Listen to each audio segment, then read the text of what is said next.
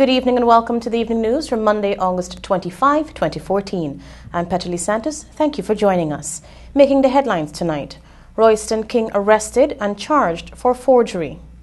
Pregnant mother remanded after police find 257 grams of cannabis in her bedroom. Bandit gunned down on Light Street. GCOM refuses to verify PPP claims. And peacemakers stabbed to death at Cummings Lodge. Handyman on bail after allegedly stealing eggs. And now for the news in detail. Georgetown Public Relations Officer Royston King was today arrested and hauled before the courts for alleged forgery, as we hear in this Alexis Rodney report. Appearing before Magistrate Judy Latchman at the Georgetown Magistrates Court, King, who was not required to enter a plea, is accused of falsely writing off millions of dollars in rates and taxes owed to the City Council by a non-governmental organization on July 13, 2012. All this was done while he acted in the capacity of acting town clerk, when within the confines of the law he was not. Entering an application for bail, King's lawyer, Candace Rodney, told the court that a 49-year-old father of 6 of Canal Place, South Ramsville, Georgetown, is a first-time offender. With that in mind, Latchman set bail to the sum of $70,000. King will return to court on September 16, 2014. In a letter dated July 13, 2012, allegedly written by King to Patrick DeGroot, chairman of the Beacon Foundation, King told DeGroot that he had received the organization's request to be exempted from the payment of the $36.2 million rates and taxes to the council, since it was a non-profit entity. In the letter, King told the chairman that according to the Municipal and District Councils Act, Chapter 2801, Section 212, the council may grant such exemptions to religious and not-for-profit organizations. He also stated that he had seen the requisite documents and the Beacon Foundation had met all the requirements to be granted tax exemption, and the council had no objections to the foundation being granted the concession. Acting Town Clerk Carol Suba found out about the matter some 2 years after the incident, subsequently writing to Minister Whitaker on April 10, 2014, notifying him about the development. For the evening news, Alexis Rodney. A 21-year-old vendor of Lot 25 Middle Street, Macdoom, was remanded today after being charged with possession of narcotics for the purpose of trafficking. Shalon Hopkinson, who was 2 months pregnant, pled not guilty to the charge when it was read to her by Magistrate Judy Latchman at the Georgetown Magistrates Courts. The court heard that the woman had over 257 grams of cannabis in her possession for the purpose of trafficking at Macdoom. The cannabis was found in her bedroom. Hopkinson was refused bail and will return to court on September 17. Initially, what seemed as a failed execution on Saturday afternoon at Light and 5th Streets, Albertown, turned out to be something totally different. You'll hear the details from Bisham Mohammed. Dexter Lindo, 26 of Lot 208 Shell Road, Kitty, Georgetown, was shot 3 times to his body. He succumbed to his injuries at the Dr. Balancing Hospital in the wee hours of Sunday morning. Initial reports suggested that he was shot in a failed execution bid, but the police have confirmed that he was involved in a robbery at the Merriman's Mall minutes prior to the shooting incident. Police said that Lindo and an accomplice, both armed with handguns, entered the Wayne Beverage Paradise stall located at the Merriman's Mall border with the intention of committing a felony. As they entered the business place, the proprietress detected something was amiss and raised an alarm, which led to a licensed firearm holder responding to her calls. The 2 men reportedly ran out and entered a waiting motor car being driven by a third person, but instead of retreating, the licensed firearm holder followed the car and caught up with it at Light and 5th Streets, Albertown. There, the firearm holder confronted Lindo, who had exited the getaway car and entered a shop in the area. As Lindo entered the shop, he pulled out a firearm. Police say that there was an exchange of gunshots, resulting in him being shot to his abdomen. An injured Lindo managed to escape on foot, but the unlicensed .32 Beretta pistol with 4 rounds that he was carrying were recovered at the scene and handed over to the police. However, relatives of the dead man had a different story to tell. What I was being told was that Dexter was shot from Corporal Henry, and he says that it's a robbery because the lady at Border Market was robbed some 3 days ago or some 3 weeks ago, and how the car went back there again and they went on a rob. The reason why they use that term I found out that it's not that. Because there has some incident occur with some parking story. Was he and two others, and there's some parking. And the found out that he was the one involved with them when he was parking. He and one of the other guys had some fight too. They are calling for the investigators to find the person who actually pulled the trigger. Bisham Mohammed, The Evening News. Ghana Defence Force Lieutenant Colonel Sidney James has contended that it is plausible that the People's National Congress had a weapons account in the Ghana Defence Force, given the frequency of unauthorized issuance. Here is more from Alexis Rodney. Resuming his cross-examination at the Walter Rodney Commission, James said the guns during the period 1976 and 1979 were issued to the National Development Ministry, Wilfred Skeet of the National Development Ministry, and Robert Corbing of the PNC. A relaxed and fluent James told the tribunal that some 100 Browning pistols, 15 M70 rifles, 5 M72 machine guns, 15 Smith & Wesson pistols, 14 G3 rifles, 4 HK-11 rifles, 40 Beretta pistols, 4 SLR.33 machine guns, 6.22 rifles, 6.303 rifles, and 6 carbine were issued from the GDF. He could not say how many of these weapons were issued individually to the National Development Ministry. He explained to the Commission that approval for issuance of weapons within the Army was given by the Chief of Staff, and to external agencies will require the express permission of the Defence Board.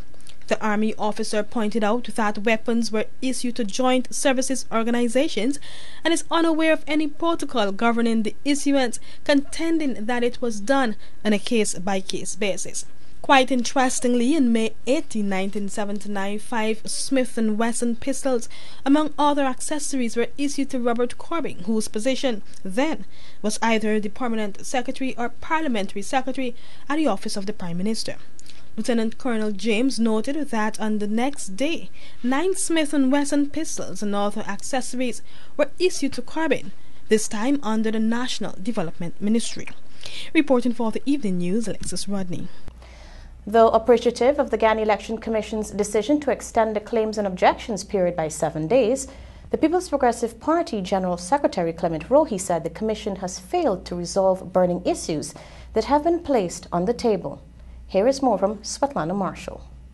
The People's Progressive Party, CIFIC, has reportedly dug up a number of irregularities on the preliminary list of electors, but the party's complaints have apparently fell on deaf ears. The General Secretary Clement Rohi said the party has written GCOM on a number of issues, but to date the Commission has either refused to act or is yet to take action. 18 persons were found to be listed at one Georgetown address. More glaring is that one of these individuals had a pre-prepared list of names. Interestingly, GCOMs responded by a blatant refusal to conduct a physical verification of these persons. Additionally, a Georgetown address was listed for 5 individuals who have been registered in separate divisions. This loophole, Roy said, creates the perfect avenue for multiple voting by a single individual. Additionally, he said the issue surrounding the drastic increase in new registrants has not been addressed. The astronomical increase in new registrants amounted to almost 80,000, when previously the usual annual increase was recorded at approximately 11,000. Requests have been made to GCOM to provide a breakdown of the names of these persons and their origin. To date, GCOM has failed to act. Never in its history did Guyana have a list of over 550,000 electors. We deserve a forthright and logical explanation from GCOM. According to the PPP, the integrity of the PLE must be upheld at all times, but it said that at present the list is unacceptable. Bisham Mohammed now reports that a fisherman who acted as a peacemaker during an argument between a man and his wife was on Sunday afternoon stabbed to death at Cummings Lodge. 37-year-old Bharat Sugrim of Lot 28, Better Hope North, East Coast Demerara, was stabbed once to his heart after he intervened in an argument involving the couple at their home at 6th Field Commons Lodge, Greater Georgetown. Initially, the couple, who was subsequently taken into police custody, told investigators that Sugrim had fallen and hit his head. They are presently at the Sparandam police station assisting with investigations. Information reaching the evening news revealed that the couple drinks a lot and would regularly hurt each other during their drinking spree. On the day in question, the woman, whose name was given as Angela, reportedly attacked her husband with a knife, thus inflicting 2 wounds to his body. Upon seeing this, Sugrim, who is commonly called Lusty, intervened but was stabbed instead. He fell to the ground and died almost immediately. At the house of the dead man, his sister Christina Sugrim explained when the family received the news of her brother's death while explaining the lifestyle of the suspects. Well, yesterday I did a cooking and I just done finish cooking, and about 2 o'clock I get a phone call and the person tell me I go industry and see my brother die. When I go there, he's dead in the covey. And then me and the sister them come. And the girl and her husband sit down on bench. They say he fall down. But when the police them come and they open the sheet, then they see is a Borigate. And she lead the police them to the murder weapon and everything. And I know that this drink up every day in fight, the man and wife. She always is bore up her husband. Only he's got buy the rum and left it for she before he got to work. He got a stab here too, and a cut in his back. Sugrim, the man's father, who was still in shock, said that he received a telephone call from a relative informing him that his son was dead. Their house, they get a phone call. Right now, I get a phone call. I asked to say, who? I asked my granddaughter. Calling that my son in the hospital dead. I said, girl, you had good? You had good? I tell me, 7 years? They said, no, grandfather. The mom who did. Sugrim's body was taken to the Likens Funeral Home awaiting a post-mortem examination. The police have since recovered a blood-stained knife believed to have been the murder weapon. Bisham Mohammed, The Evening News. If you have a news tip or news story you would like to see our news team follow, message us on WhatsApp. Our telephone number 680-9630 or 600-3117. You can also call us at the office on telephone numbers 231-0382 or 226-2102, 223-7230 or 223-7231. A 48-year-old labourer from Walton Hall village on the Essex River Coast has been transferred to the Georgetown Public Hospital after doctors at the Surrey Public Hospital listed his condition as critical. Seriously injured is Ramesh Jayagopal, who was involved in a vehicular collision on the Walton Hall public road. Jayagopal was at the time heading to his Walton Hall home on his motorcycle when he collided with a bus that was proceeding to Charity.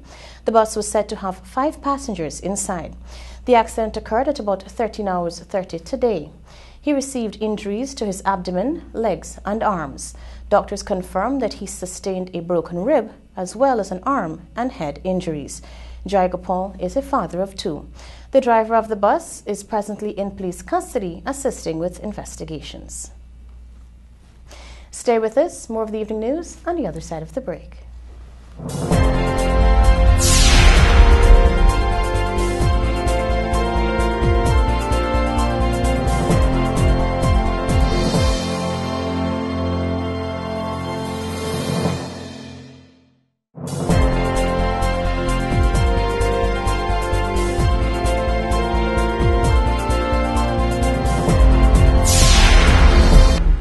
Welcome back. You're watching the evening news. A 32-year-old handyman was today placed on $10,000 bail after being charged with simple larceny. Junior Anderson appeared at the Georgetown Magistrates Court before Magistrate Judy Latchman. His charge alleged that on August 18 at Water Street, Georgetown, he stole 6 trays of eggs valued $8,000 belonging to Eroy Johnson. He is set to return to court on September 17. In this story, you'll hear that almost 3 months long investigation by police into the allegations of sexual abuse at the New Opportunity Corps, it has been completed. Here is more from Alexis Rodney. Crime Chief Leslie James has reported the completion of the investigation, which implicates 4 officials at the Juvenile Correctional Facility located at Underneman, Essequibo Coast. He said the files, which were sent to the Director of Public Prosecution for advice, was resent to the police for additional information. According to him, this should be made available in a week's time. James had told the Evening News in an earlier interview that police had traveled to as far as Berbice to carry out their investigation. The allegations of abuse had been made by 4 female teenagers. The young girls were later removed by the Child Care and Protection Agency, which had approached the police with the complaints. The allegation of sexual and physical abuse at the institution came to light in May earlier this year, when the 4 teenage girls alleged that they were being sexually molested by male officials at the institution. Culture, Youth and Sport Minister Dr. Frank Anthony had earlier indicated that his ministry was making moves to reform its policies to bring the much-needed regulation at the state's juvenile detention center amid the damning allegations. For the Evening News, Alexis Rodney. Police of A Division are presently combing several communities in the city as they try to apprehend the 2 main suspects in the Darwin Street shooting, which led to a waitress being shot dead. The details in this report. Police have positively identified the 2 men responsible for the death of 54-year-old Debbie Blackman, who was shot and killed at the Delicious Chinese restaurant on Darwin Street in a failed robbery on Saturday evening. A police source told Evening News that after reviewing the surveillance footage in the building, they have been successful in identifying the 2 young men. One day after the shooting incident, the police stated that from the way the men operated on the night of the shooting, they might have been monitoring the business place. Up to today, the restaurant remains closed to the public. Blackman of Critchlow Circle, Tocqueville, Georgetown was shot dead during an attempted robbery. She was shot twice by one of the 2 robbers who posed as a customer. According to information received, no one else was in the restaurant since a young woman had left seconds prior to the shooting. Reports stated that the 2 young men walked into the restaurant and ordered a chicken fried rice and waited until it was prepared. As the woman brought out the food, one of the men pulled out the gun and pointed it at Blackman, who attempted to run. The gunman opened fire, striking the woman to the neck and shoulder. She subsequently fell to the ground, while the men made good their escape on a motorcycle. Bisham Mohammed, The Evening News. A 44-year-old resident of Lot 61 5th Street, Albertown, today appeared at the Georgetown Magistrates Courts for 2 unlawful offences: threatening behaviour and abusive language. Kenneth Rees stood before the presiding magistrate, Judy Latchman, as she read his charges, which alleged that on August 22 at 5th Street, Albertown, he made use of threatening behaviour to Jennifer Sukdiu Patab. He also is accused of using abusive language towards a said virtual complainant. He pled not guilty to the charges. After there were no objections to bail by a police prosecutor, the magistrate granted him separate bail for the offences.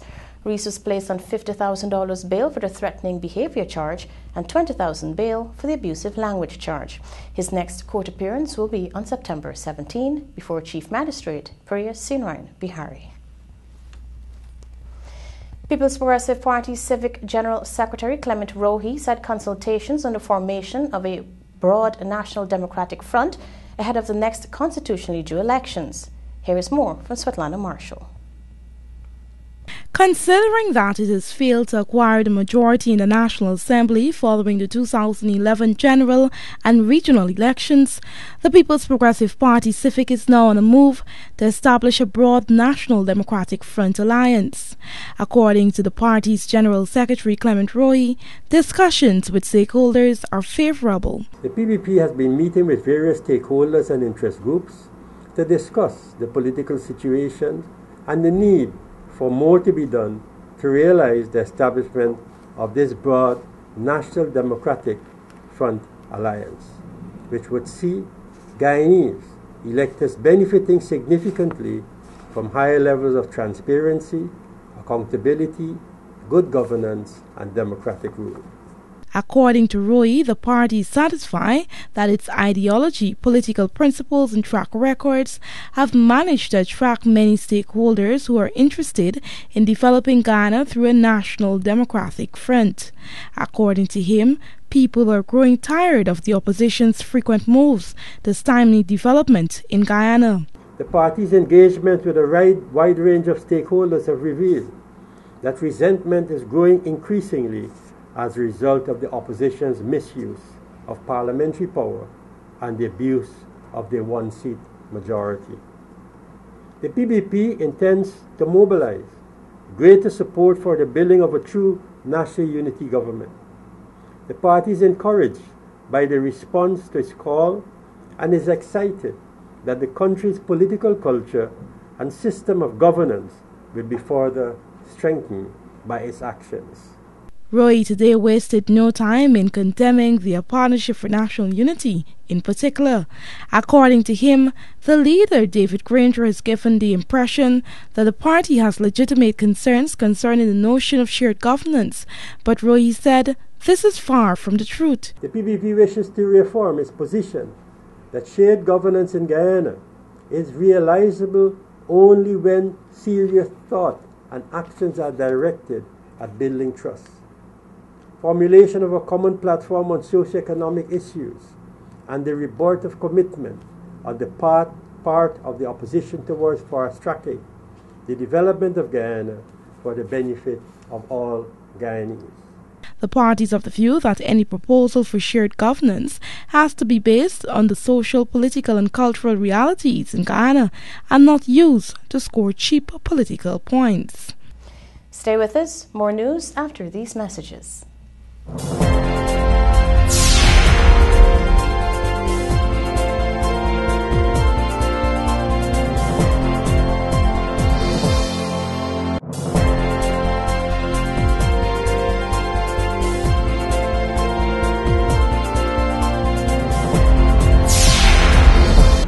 Welcome back. Finance Minister Dr. Ashni Singh says that the government is giving UG loan defaulters a little more time to voluntarily make their repayments before the stringent measures to retrieve those outstanding funds are implemented. Here is more from Alexis Rodney. Although he did not disclose what specific measures will be taken against loan defaulters, Dr. Singh reiterated to the Evening News on Sunday that students who had access to government financing to acquire their tertiary level education shall do the right thing and repay what is owed to the government, disclosing that millions of dollars are owed to the University of Guyana Student Loan Agency. Government, through the Finance Ministry, had in June of this year issued a public call for past students who had acquired loans to honor their obligation and make their repayment. Government had indicated too that it will be seeking out avenues to recover that money. Dr. Singh had disclosed that the repayment process by students who had graduated from the country's premier tertiary institution and who are now comfortably working in various sectors has been moving at a slow pace. According to him, just a handful made repayment. He said that the default by students is something that government had recognized, pointing out that corrective action will have to be taken to achieve higher level of compliance with a higher level of payment. For the Evening News, I'm Alexis Rodney. As students prepare to return to school on Monday, September 1, the Ministry of Education today announced that all schools are expected to have additional new furniture to accommodate every child in the new school term. The ministry said to date more than 90% of the schools have already received their supply of furniture. It explained that some schools in regions 4 and 8 are expected to have all of their furniture by the end of September, while advising that in the meantime, contractors will continue to deliver furniture during the current week.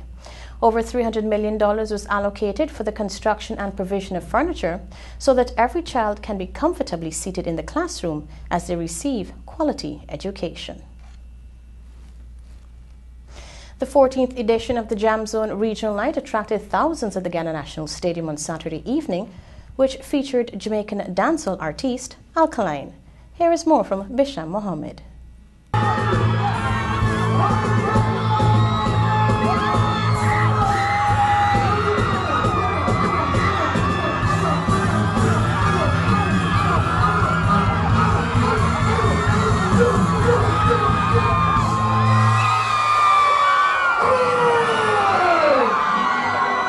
Coming That was the scene on Saturday evening as Jamaican dancehall artist Alkaline took to the stage as the headlining act of Jam Zone Regional Night 2014. Alkaline performed several of his hits, but his performance was cut short due to the unruly behavior from certain sections of the audience. Nevertheless, the young artist performed for his thousands of fans after making a dramatic stage entrance.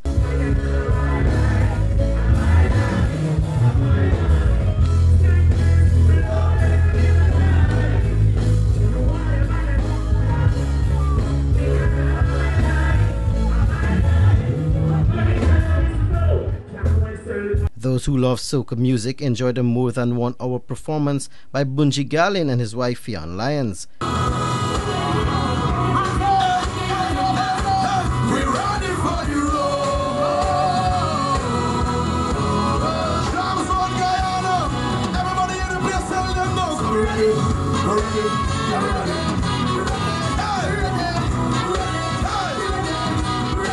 During the couple's energetic performance, Bunji stunned the audience with his freestyle talent.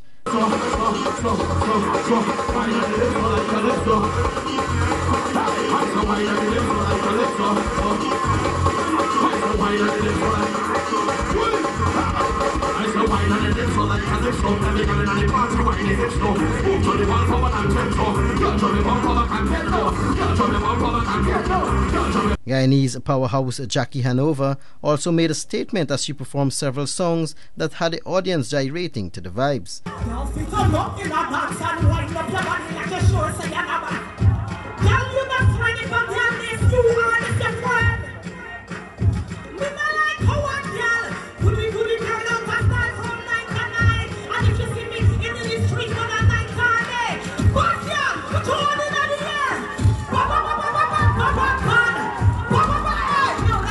Calvin Burnett and Tanisha De Freitas of the Heatwaves band also had the crowd going wild with their saucy presentations.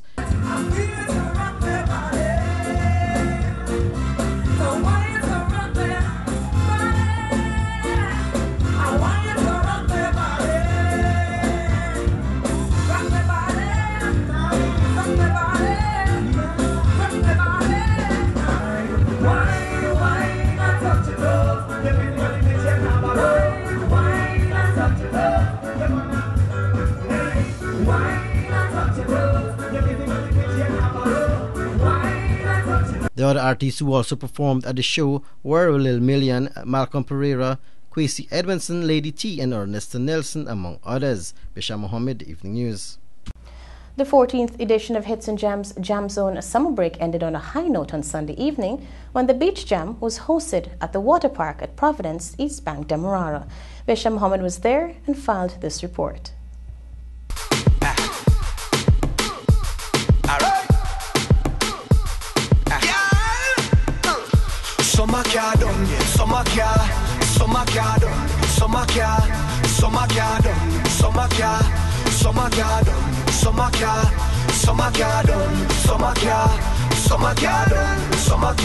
Thousands of Guyanese stormed the newly built Hits and Jam Water Park at Providence, East Bank, Demerara on Sunday evening to be a part of the activities to culminate Jam Zone Summer Break 2014.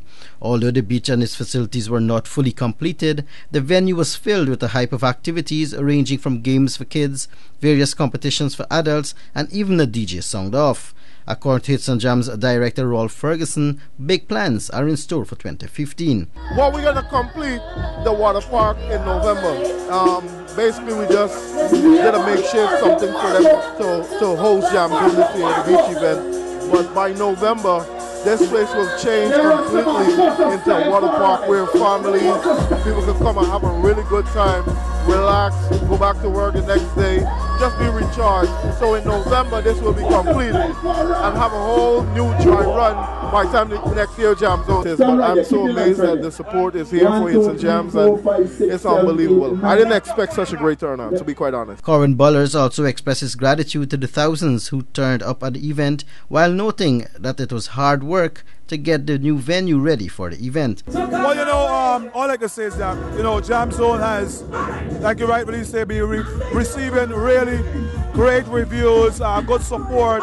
14 years, Bisham, I think is incredible. And what we're going to do for year number 15 is going to be a big celebration. But you know what? The new location, I think, is well received. I just came in. I think it got like about 6,000 more people outside who's trying to come in.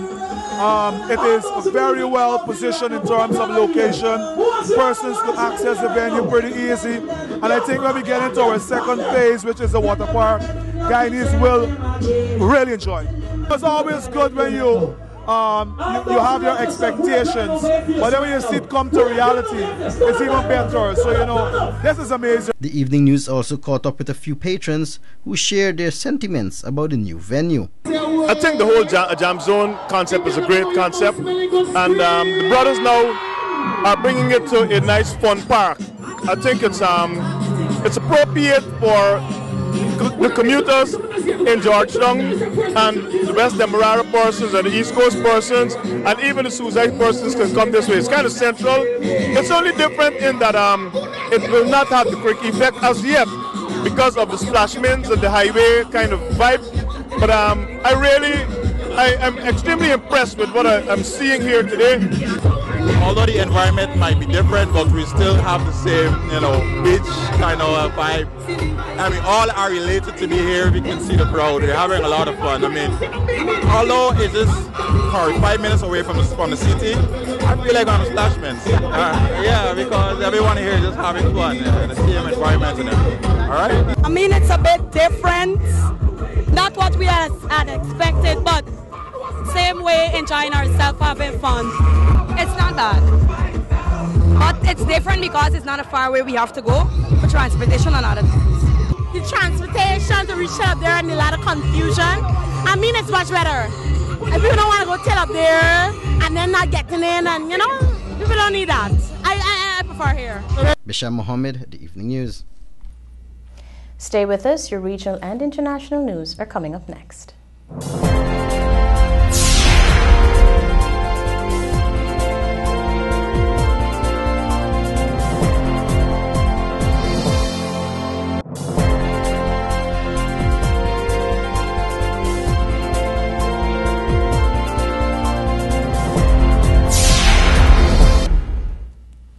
Welcome back, and now for a look at some news in the region.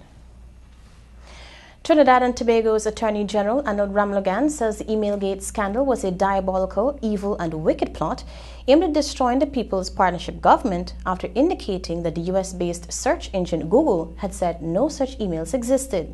But the main opposition People's National Movement, whose leader Dr. Keith Rowley brought the emails to light during a parliamentary session in May of 2013, said the country should wait the outcome of an investigation being conducted by the Integrity Commission and the police. Ukraine's president has dissolved parliament and called snap elections as government forces continue to fight pro-Russian rebel forces in the east. Petro Poroshenko said many current MPs were backing the ousted president, Viktor Yanukovych, and that the majority of Ukrainians wanted a new parliament. He said in a TV address the elections would be held on October 26. Separately, Ukraine's military said it had clashed with rebel armored vehicles that entered the country from Russia. It said a column of 10 tanks and 2 armored personal carriers were heading towards the southeastern port of Mariupol, but was stopped. 2 tanks were reportedly destroyed. And now for a look at your bridge reports. The Demerara Harbour Bridge is expected to be closed at 5 hours on Tuesday, August 26, for a period of 1.5 hours. And the Berbice River Bridge is expected to be closed at 17 hours 5 on Tuesday, August 26, for a period of 1.5 hours. Stay with us. Sport is next.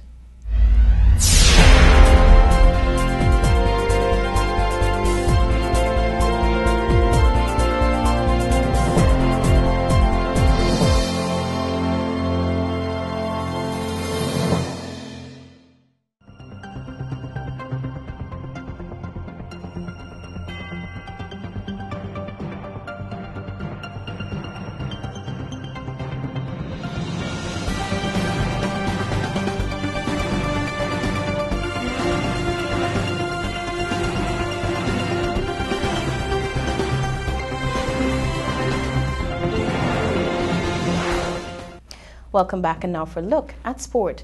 Injured Badre to miss Bangladesh ODI, and table tennis benefits from level 2 course. This segment of sport is sponsored by Maccorp. The believe that everything worth building should be built just once.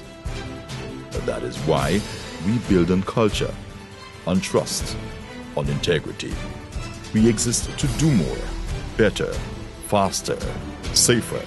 Your success depends on the foundation it's built on. Everything we do is meant to move you forward. Mark on. Let's build Guyana together. The Caribbean Premier League's Cricket Tournament Committee has ruled that match referee Donovan Haynes properly applied the relevant rules in the rain-hit CPL final on August 16, which Barbados Tridents won by 8 runs via the Ducksworth-Lewis method. The details in this report. Immediately after the decision was announced, the Amazon Warriors had mounted a challenge to the outcome of the game, which was controversially awarded to the Tridents under the Duckworth-Lewis system. This renewed wave of support by fans seems to have come in the wake of a decision by CPL's Cricket Tournament Committee, despite substantial evidence to the contrary, that there is no good reason to reverse the result or declare the final a nullity. However, both the CTC and the CPL said they do not object to the matter being referred to the International Cricket Council (ICC), the game's world governing body, for a ruling that is definitive, transparent and expeditious, words that appear to suggest the decision was arrived at with a great degree of doubt. A petition website has been launched in support of the Amazon Warriors Challenge, currently with more than 2,000 supporters and growing, and social media continues to be replete with rage at the way in which the game ended, while at the same time calling on the CPL management to overturn the decision. Immediately after the game, the Amazon Warriors wrote CPL specifically with regard to the decision taken and said they intended to vigorously pursue a review of the outcome with a view to making the match null and void or a no result. With the announcement of the CPL's decision, cricket fans worldwide are now calling even more on the Amazon Warriors to continue its pursuit all the way to the ICC or to mount a legal challenge if necessary. Samuel Badri, the West Indies leg spinner, will miss the only T20 against Bangladesh due to an injury. Left-arm spinner Sulman Ben has replaced Badri in the team. Chris Gayle and Dwayne Bravo, who did not play the T20 home series against New Zealand in July, were also named in the 13-member squad for the match, which will be played on August 27 in Basseterre. The pair have replaced Christopher Barnwell and Darren Bravo from the squad of the T20 against New Zealand. The squad reads Darren Sammy, captain, Sulman Ben, Dwayne Bravo, Sheldon Cautel, Andre Fletcher, Chris Gayle, Sunil Narayan, Kieran Pollard, Danish Ramdin, Andre Russell, Krishma Santoki, Lendl Simmons, and Dwayne Smith. The Guyana Table Tennis Association is primed to take the sport to another level following the hosting of a Level 2 coaching course. Here is more from Tristan Joseph. Latin America Development Officer of the International Table Tennis Federation, ITTF, Ramon Ortega Montes, is in Guyana to raise the standard of coaching for table tennis. Ortega Montes has already conducted a Level 1 table tennis coaching course and identified some of the problems facing coaching in Guyana. From some players that I saw that they were coming for the Level 1, or some players that were practicing here. In other tables, what I saw is basic steps of technical things, very base, that were not in place, like footwork or grip of the racket. So the idea in Level 1 was that all of them will be able to implement these things to get the level of table tennis in Guyana better. The development officer also spoke on a few of the areas he is focusing on in the Level 2 program as well. In Level 2 we have similar problems, so the basic problems of the technical things from Level 1 that I saw in the players, some of those problems I see here.